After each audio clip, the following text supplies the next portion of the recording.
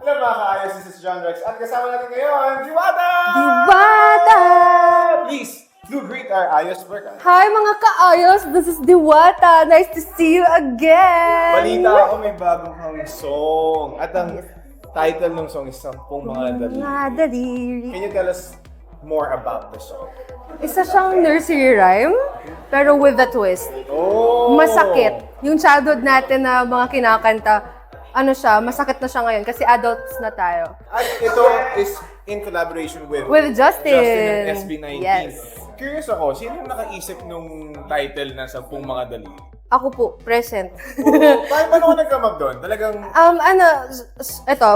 maikling kwento lang, pero nakichismis lang ako sa class ng classmate ko. Online class siya. Okay. Tapos, parang yung lesson nila kasi tungkol siya sa paggawa ng film na may twist. Tapos, hango siya sa mga nursery rhymes, mga larong pambata.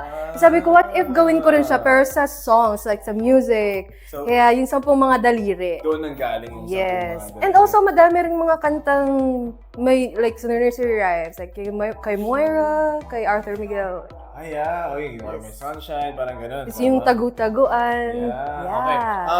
Speaking of Justin ng SB19, how was it collaborating with him?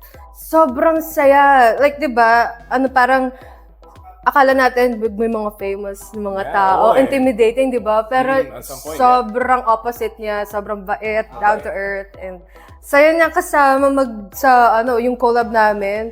Sobrang fun. And linaro niya. Laro. Ang collaboration. Well, maraming salamat for performing always in Yay! iOS stage. So, Thank if you you. could please invite our iOS Barkada for your ganaps, maybe, socials too. So, hi guys, this is Diwata. Nananawagan po ako sa inyong lahat na baka naman gusto nyo pong i-stream ang aking mga kanta sa iba't ibang streaming platforms. Hanapin nyo po lamang ang pangalang Diwata sa Spotify, Apple Music, at iba pa pong mga streaming platforms. At maaari nyo ring mapanood ang aking music video sa aking YouTube channel.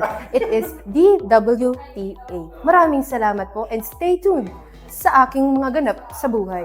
Maraming salamat. Maraming salamat, Diwata. Ako po si John Rex at kasama ko si Diwata. Magbabalik po kami.